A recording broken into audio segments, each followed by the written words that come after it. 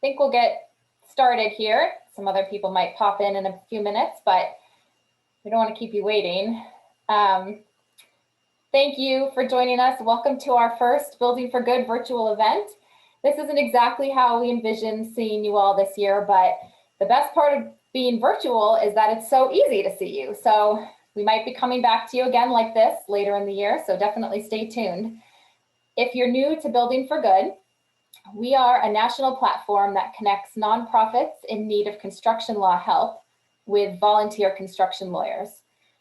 Right now, nonprofits are working harder than ever to serve their communities. And despite the ongoing pandemic, our outreach work has continued this year as well. And today is about celebrating all of the pro bono work that's going on around us in the country, locally. This is the ABA National Celebration of Pro Bono this week. And it's the perfect reason to come together and thank our volunteers, our supporters, and our nonprofit partners.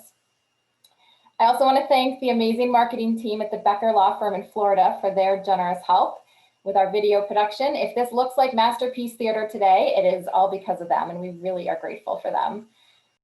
In a moment, we're going to introduce you to our three inspiring speakers who definitely embody the spirit of pro bono and community engagement.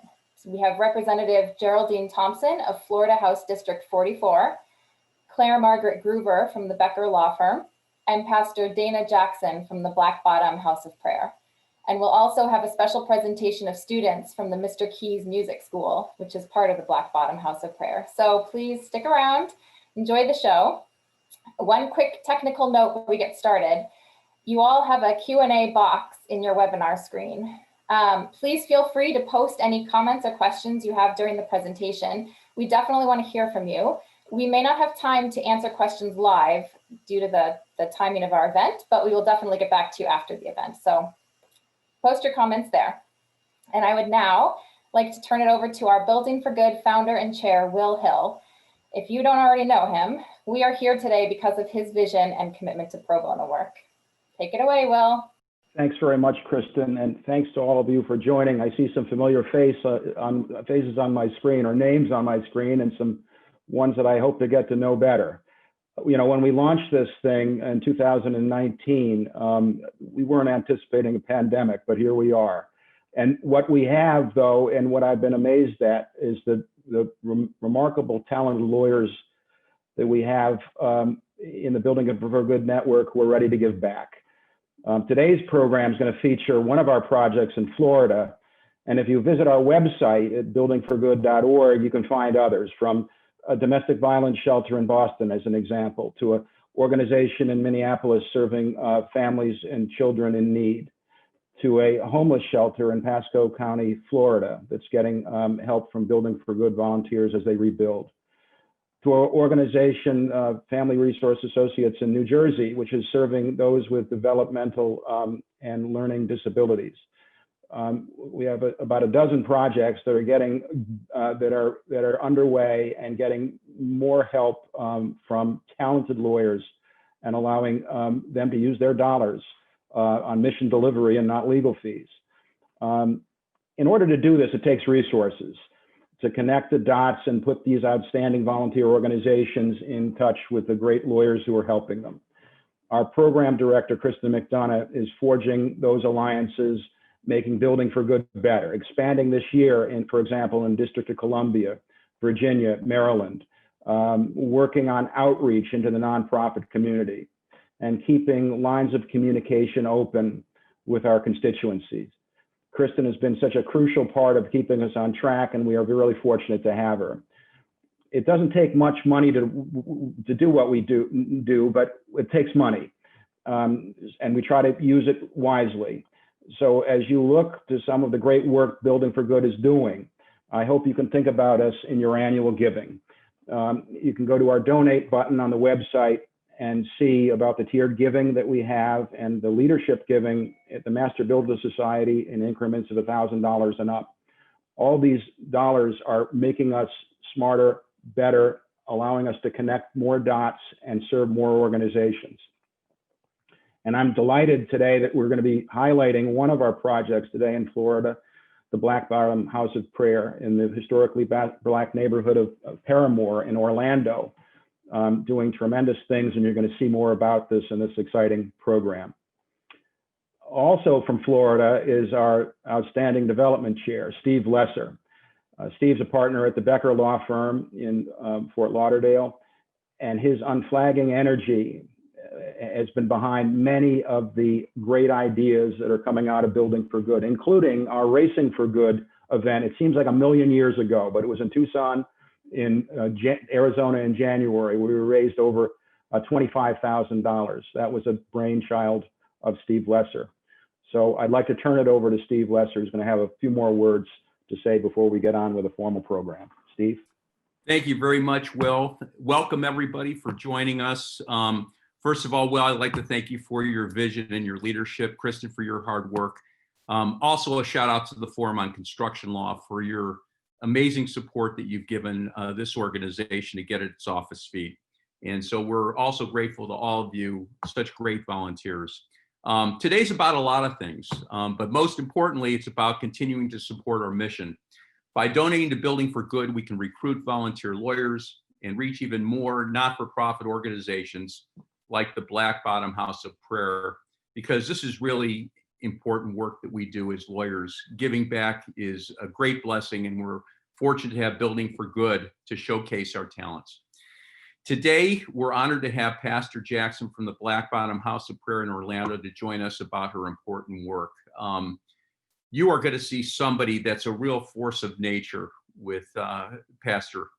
Thank you for sharing your impressive background with us and your resilient spirit with all of us. In fact, for those of you that may not know this, and if you do, once we signed up Pastor as a client, about 3 weeks later, there was a big banner around her project saying Building for Good, advertising our organization when we're supposed to be the ones giving back to her. But that's the kind of person she is. And in the spirit of pro bono, we also want to help raise critical funds for her to rebuild that church. Please consider donating to her restoration efforts through the donate link on her website. It is blackbottomhouseofprayer.org. You'll hear all about her compelling vision and her mission in a moment. And so we hope that you'll consider supporting the church today. And like the Black Bottom House of Prayer, Building for Good, our mission is to help other non-for-profits with their mission. As Will said, any contribution at all is greatly appreciated, and it's so easy to donate to our website. Stay tuned for information about our second annual Racing for Good virtual event in 2021. Hopefully we'll have some innovative ideas, and we hope to see you all on the virtual trail with us in April. Join our mailing list on our website for sponsorship and registration updates. So I'm very much appreciative, and we all are, of you joining us today. I'd like to shoot it back to our program director, Kristen McDonough, who will introduce Representative Thompson to speak to us today. Thank you very much, everyone. Kristen. Thank you, Steve. I'm really excited to share our interview with Representative Thompson. As I said, she's from Florida House District 44, which includes the Orlando area. Okay. As promised, we have joining us today Representative Geraldine Thompson from the Florida House District 44. Representative Thompson is the first woman, African American, and Democrat to hold this seat, or as she will say, the trifecta. The 44th district includes Orlando and the Parramore area, where the Black Bottom House of Prayer is located. Today, Representative Thompson will share her historical background on the area, as well as her experience in the preservation of important historical monuments of African American culture. We are thrilled to have her with us today. Representative Thompson, we are so appreciative of your time. Thank you for joining us. Thank you. Well, one of the things I want to focus on is the fact that many historic communities in African American neighborhoods are disappearing block by block due to revitalization, which is another term for gentrification. And the fact that the Black Bottom Church is still there is a good thing and presents an opportunity for historic preservation and for recognition of the fact that Black lives matter. It's not a slogan, It means that there is significance. There have been contributions that have been obscured for many years, that have been overlooked. And by preserving many of these physical structures, we give, it makes it actionable when we say that Black Lives Matter. And when we talk about the Black Bottom House of Prayer, before it was known as the Black Bottom House of Prayer, it was the Carter Tabernacle CME Church, located in what was called Black Bottom. And in many communities where African Americans were concentrated, they were called the Bottom. In Orlando, called Black Bottom and Pepper Hill. And so to have it recognized that this is what the community used to be known as is a good thing as well, because there's a lot of emphasis that has been put on Parramore without a lot of understanding that there were different sections of Parramore. And Black Bottom was a part of the Parramore community, but had its own distinct flavor. That church was very important because it was where a lot of meetings, a lot of strategy sessions took place with regard to desegregating the community. Not growing up in Orlando, I had begun researching the community and documenting the development and the contributions that were made by African Americans. And from that, I have written a pictorial book, and I'm the founder of the Wells-Built Museum of African American History and Culture. The Wells-Built was a hotel that was the property of a Black physician, one of the first two Black physicians in Orlando. He came in 1917. When he arrived in Orlando, there were very few social outlets for African Americans. So he built a performance hall called the South Street Casino. And he brought in the big bands, people like Louis Armstrong and Lionel Hampton and Billie Holiday, all performed at the South Street Casino. When they finished entertaining, they had no place to stay unless a family took them in, a rooming house or a tourist home. So he got a building permit from the city of Orlando in 1926 to construct a two-story, 20-room hotel. So you had the church and you had places like the Wells-Built that served as the venues for strategy sessions, for social, for civic kind of gatherings. And Carter Tabernacle, now known as the Black Bottom House of Prayer, was one of those places where people would get together, and particularly ministers who had the independence, let's say, to be able to speak up and to challenge the leadership. To have those physical structures there is a testament to what African Americans contributed to the Central Florida area, and this was before Disney. And on behalf of the Building for Good board and all the volunteers, thank you for imparting some of your background on this wonderful location.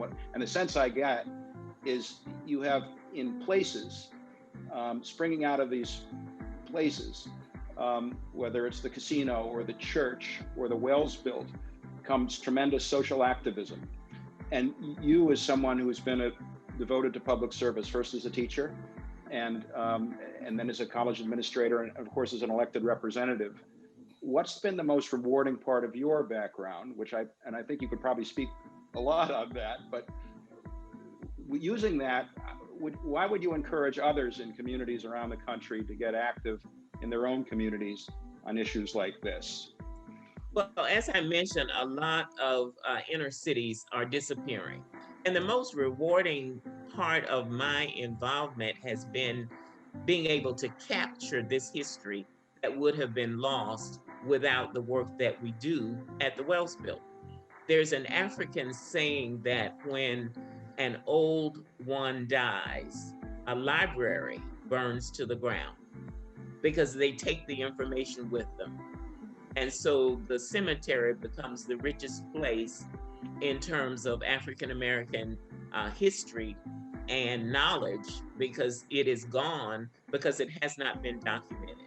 And so you have to go to the primary sources to glean the information and then to write it down, to document and preserve and then share the history. And for me, that has been the most rewarding part. I'm not going to let you off the hook. I want you to tell some of our viewers why they should get involved in things like this. I assume you might have some thoughts on that. Well, today, I think people are very familiar with the phrase Black Lives Matter. But if you really mean that Black Lives Matter, you get involved in making sure that people understand what these lives were like, and that they have been contributors to the United States of America, to our culture, to our customs, to the development of our country.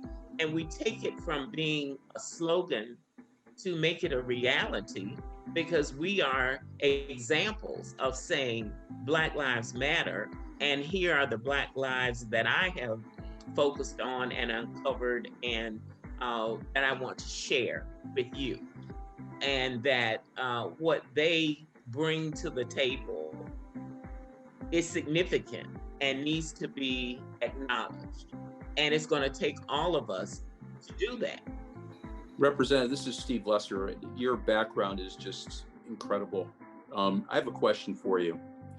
With all the give back that you've done throughout your entire life, how does that lead you to serve in the Florida House of Representatives, and how has that helped you become a better representative of the people?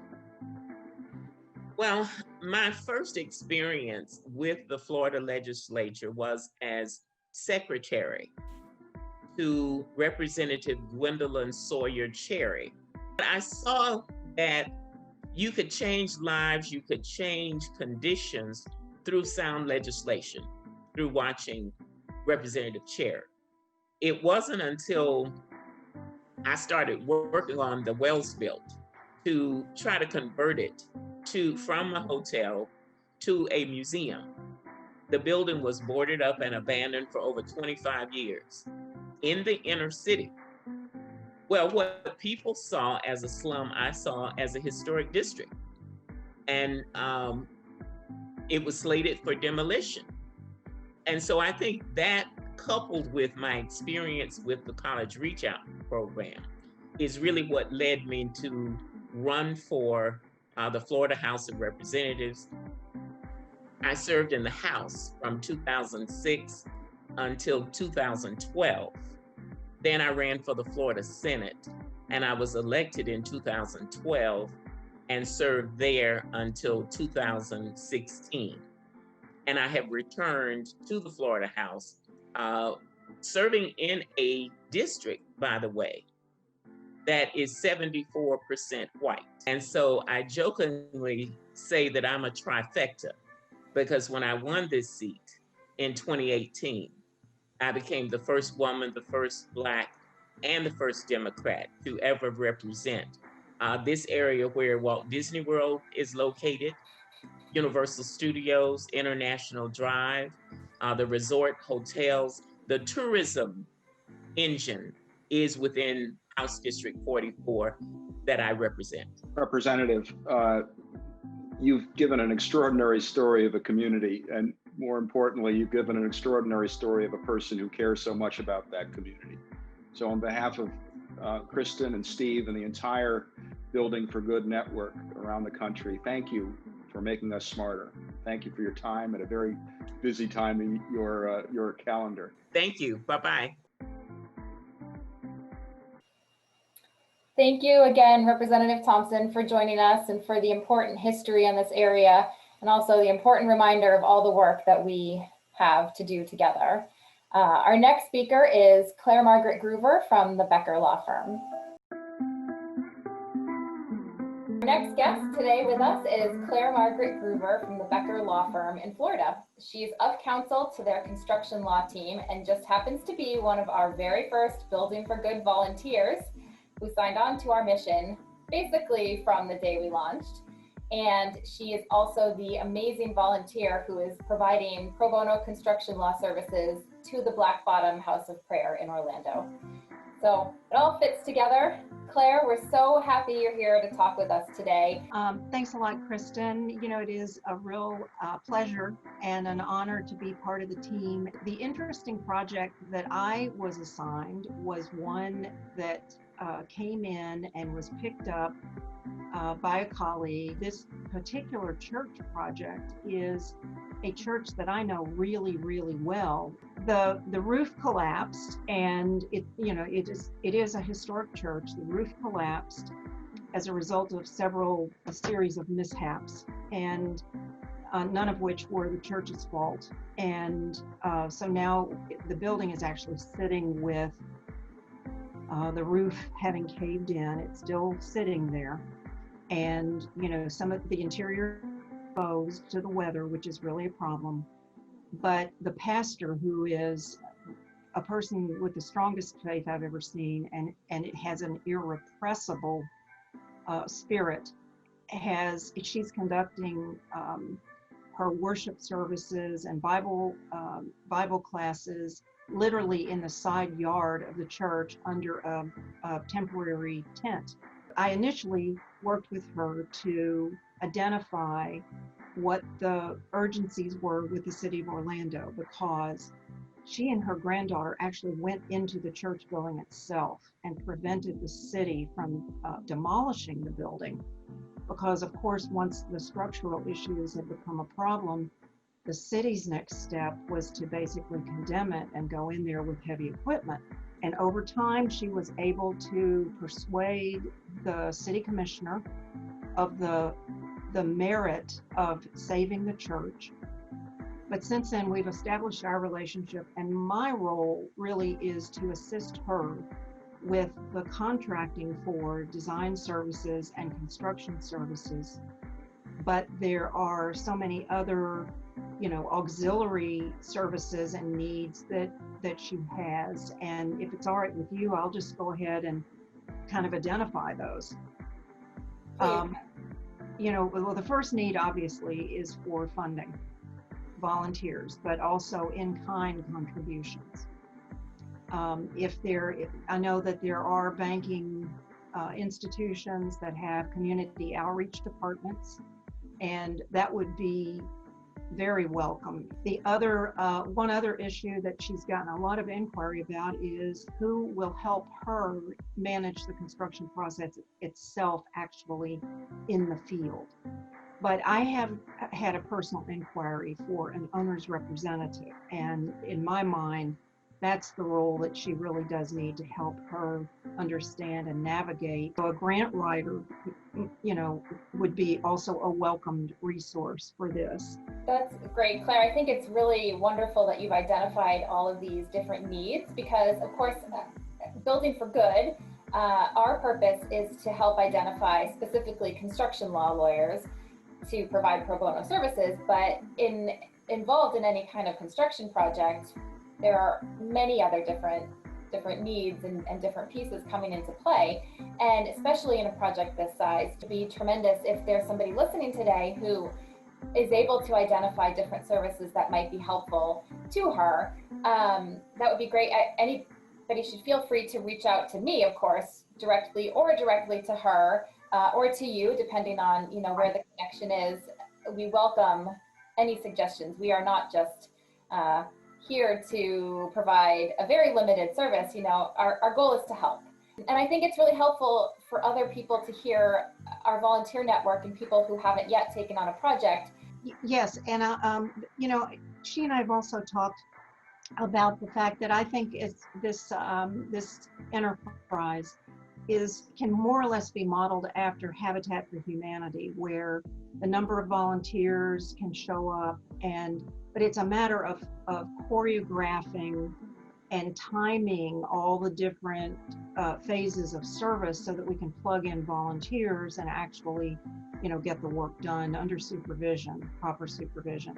But an interface, one lawyer interface between the church and the city is somewhat of an immediate need. The pastor has been doing a lot of that work herself, and she's been very successful in persuading the city commissioner to see the real merit in saving the church.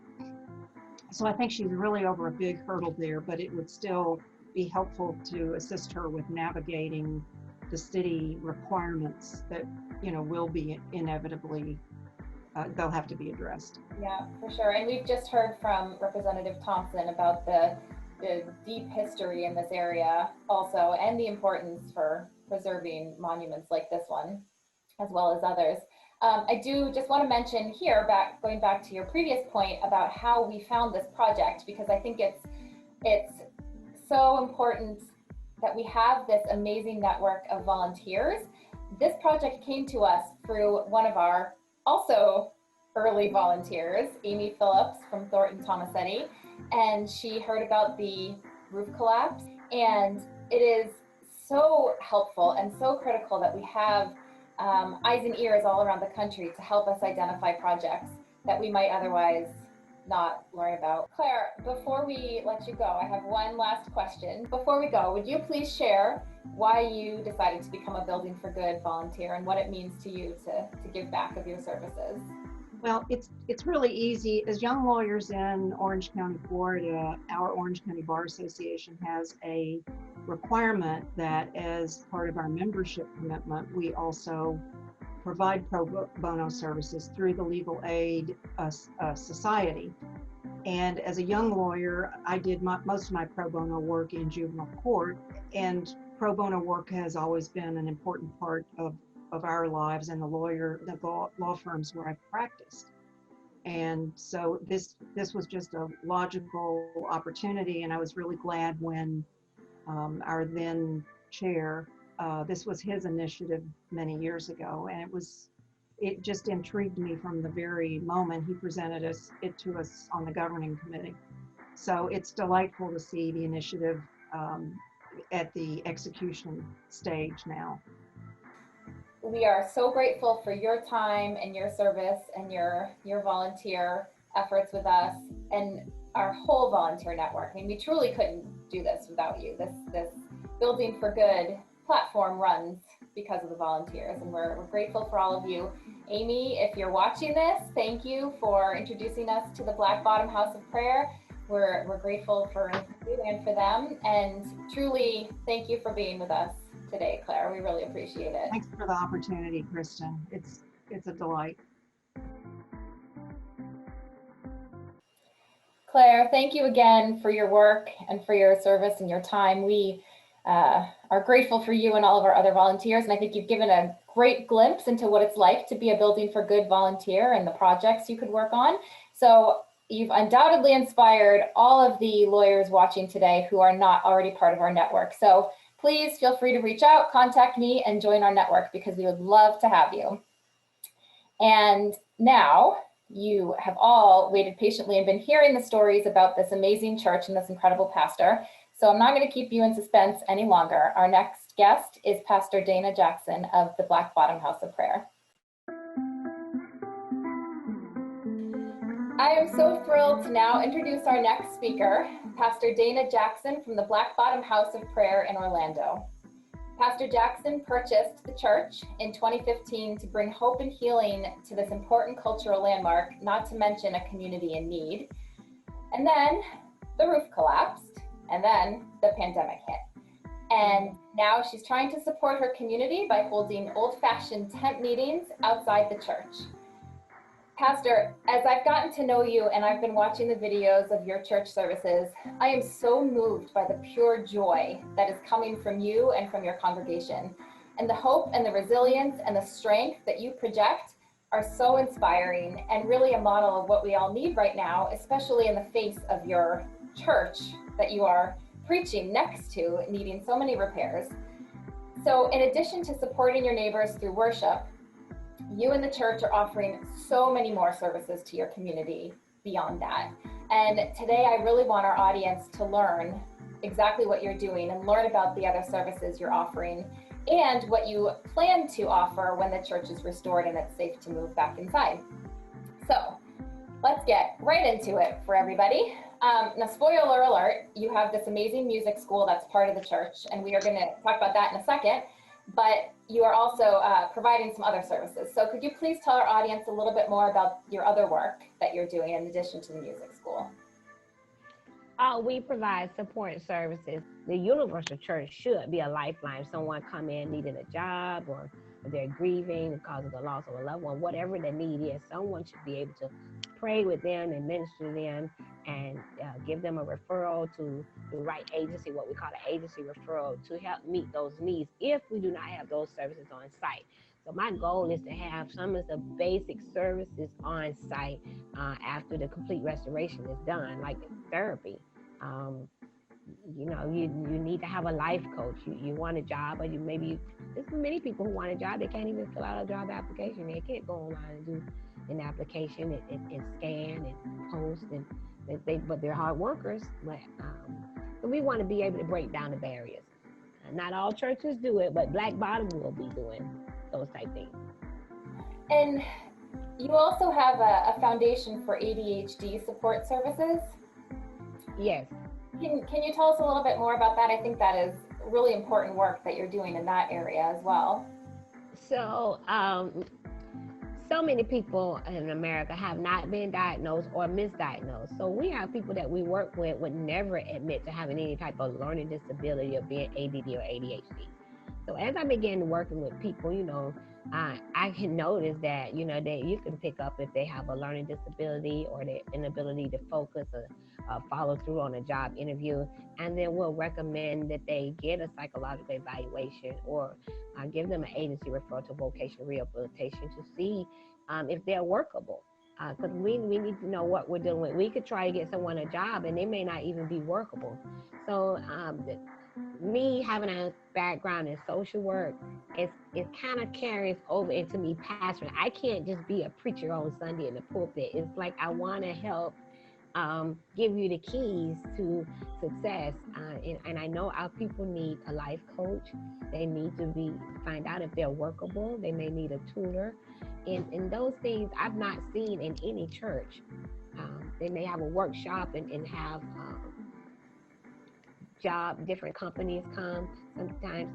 But in my experience, I'm trying to offer the community through our church the services that I wished had been available to me when I was coming up as a child. I think that's probably the easiest way to help others understand.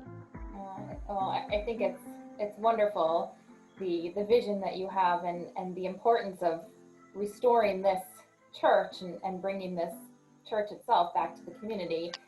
We talked with Representative Thompson and Claire Groover about the significance of this area in the church, and we really hope that these restoration efforts will progress so that you can bring it back to life and bring it back to its healing purpose. So I want to get to the best part here that we're all anxiously waiting for, which is the Mr. Keyz Music School. And in case our audience doesn't know yet, this is a very special program to you that you founded in memory of your son, Javaris, who also happens to be Mr. Keyz, right? Right. So I'd love for you to tell us why you founded the music school, and in particular, why music education is so important to you and why you feel it's necessary to bring to the community. The music school is continuing the legacy of my son, Javaris. And when I think about Javaris, I think about all the barriers I had to break down for him.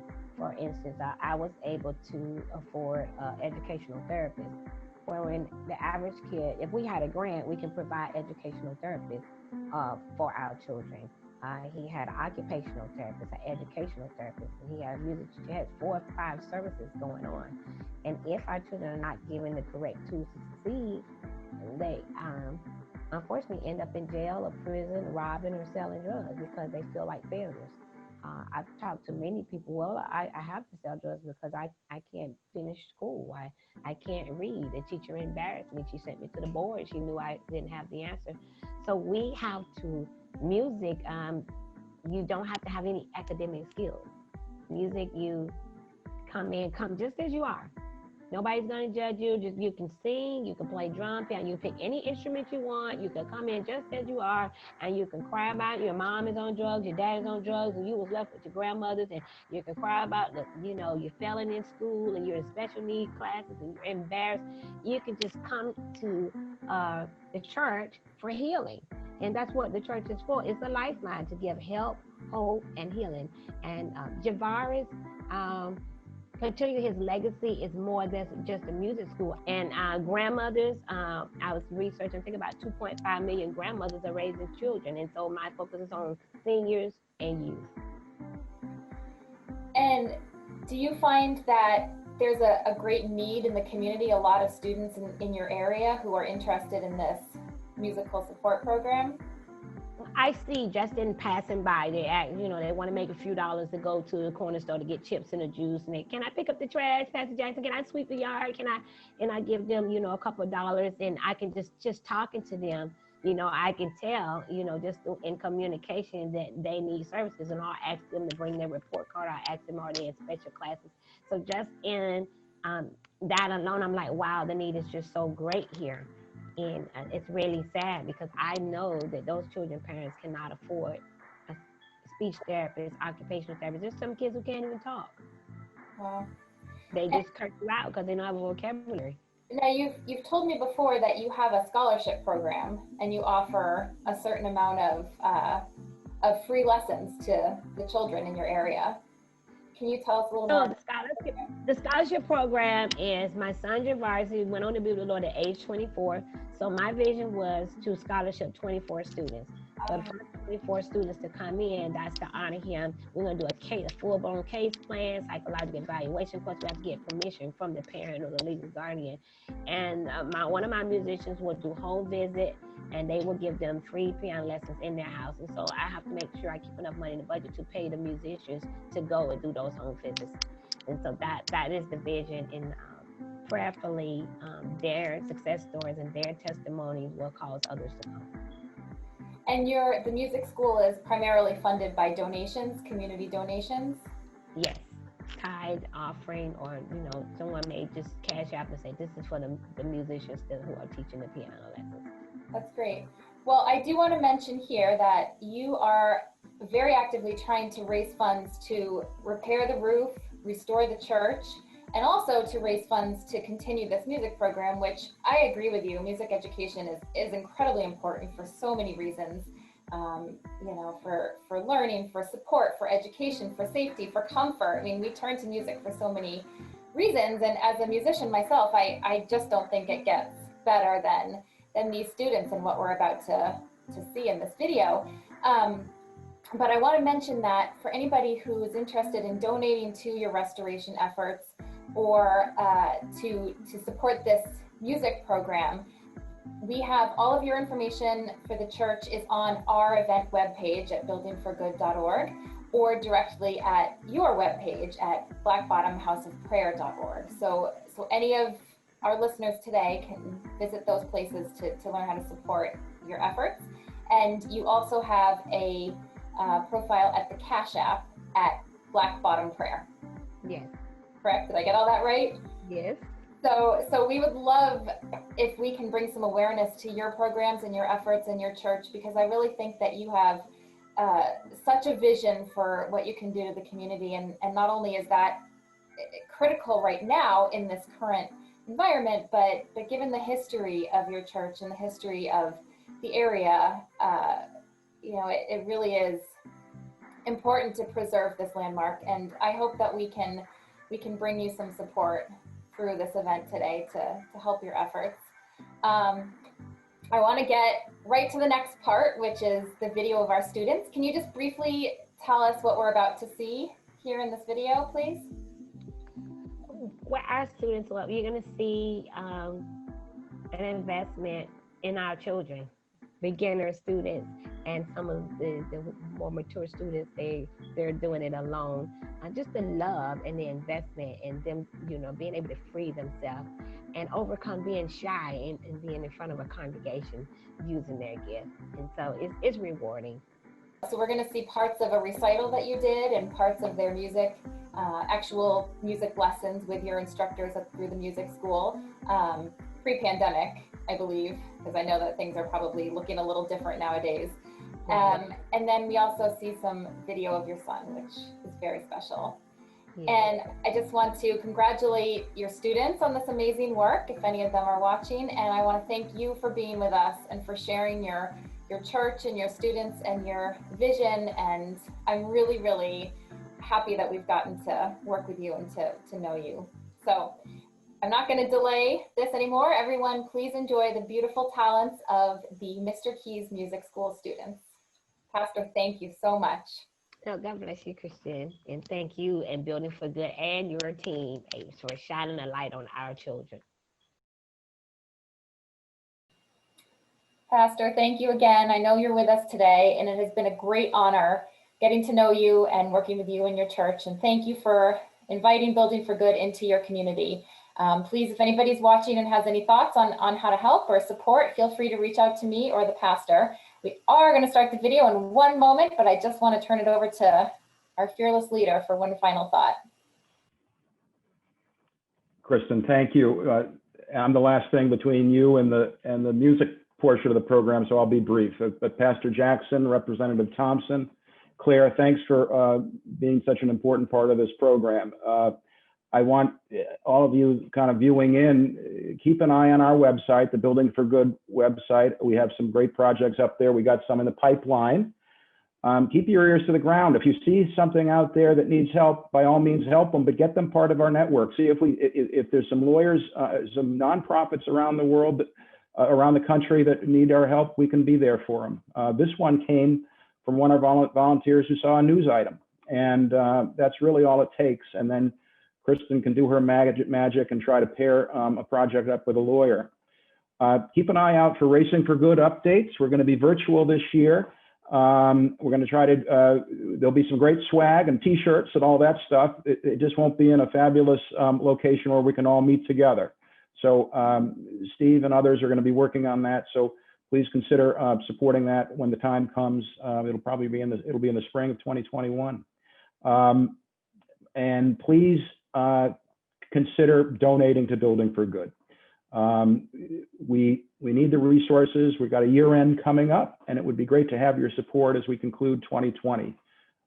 We did some great things with expanding our network this year, and to adding to Minnesota, New Jersey, Massachusetts, and Florida. We teed up DC, Virginia, and Maryland. And so we'll be doing that. Consider giving to the Black Bottom House of Prayer on their Cash App and their website to help them do that additional remarkable work there. Sign up for future mailings from Building for Good. Thanks to all of you for joining us today on the virtual world. I hope to be able to see many of you in person sooner rather than later, but I think we're going to be hunkering down for a bit. Now, as Kristen said, we're going to conclude the live portion of the program, and we're going to hear the talents of Mr. Keyz Music School students. Please keep watching, and please keep building for good. Thanks.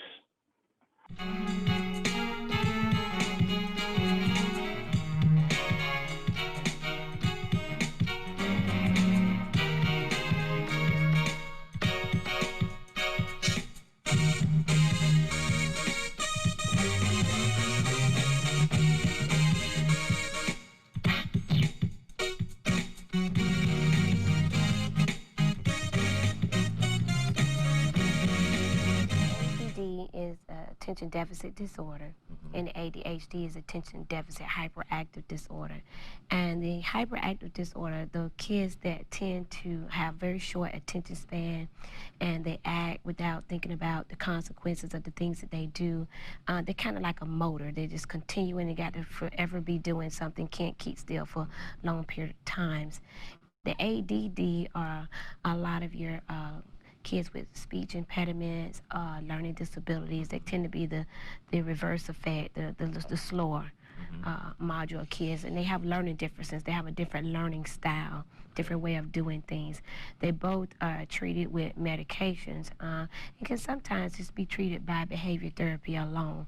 And so we promote behavior therapy.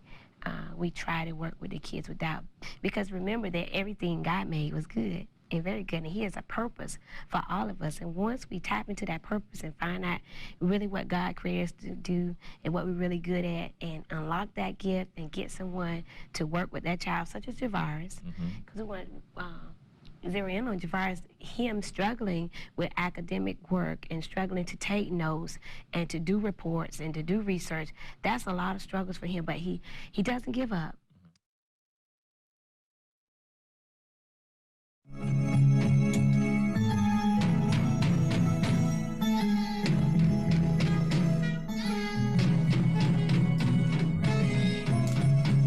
right, Jamie.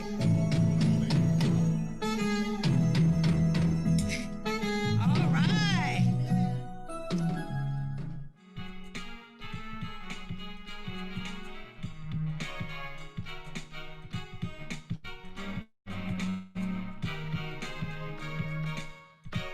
Now, okay, C with your pinky. Okay, that's what finger, what number is that? Hey, I don't need no cosign. P, the pinky. That's yes, 5. Great job. And that goes on what? C.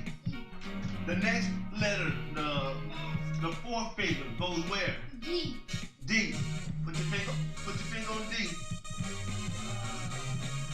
Third finger goes where? E. Put your third finger on E. This is the fourth finger. Okay? Third one go where? Great job. You got it. And now the second finger go where? First finger go where? G. And then. Great job. Now, once I get the G, my third finger will go where? Over. To where? A. Put your third finger on A. Second finger go where? B. And your fifth finger go with me. Your first finger. Your first finger go where? E. No, put your thumb there. You almost got it. Put your thumb there. Great job. Okay, give yourself a round of applause. That's doing great.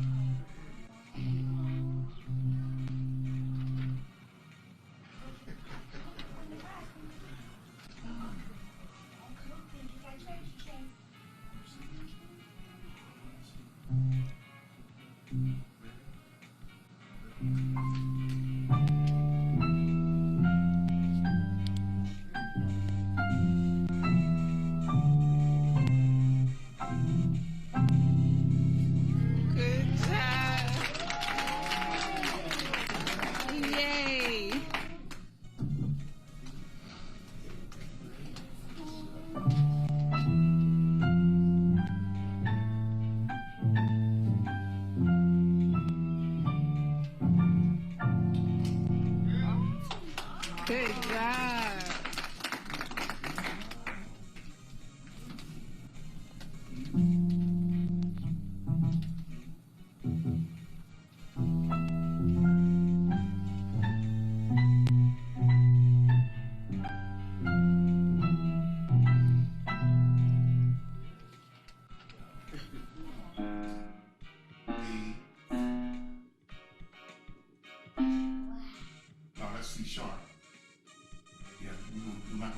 black keys, okay?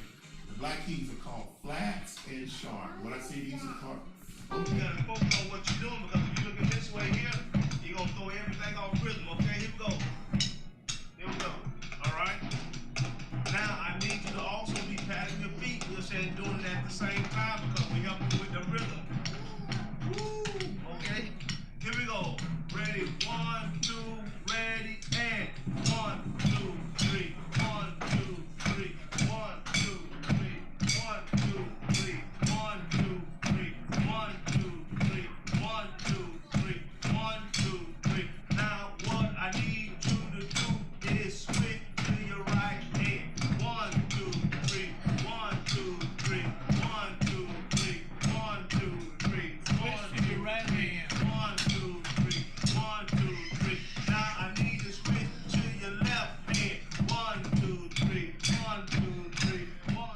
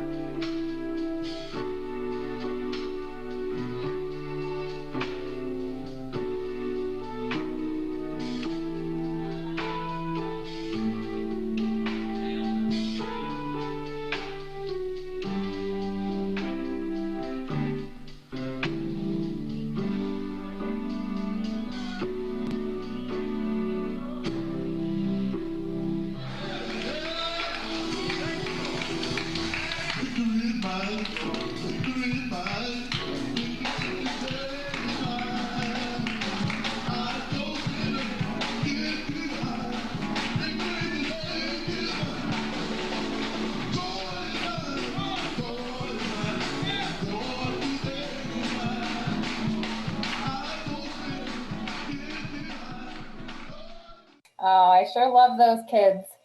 Thank you, Mr. Keyz Music School and all of the students. I think we're going to see great things from those children someday. Pastor, thanks again for sharing your church and your school and your son with all of us. Everyone who's attending, thank you very much for joining us today to celebrate pro bono work, our volunteers, and all the work of our nonprofit partners.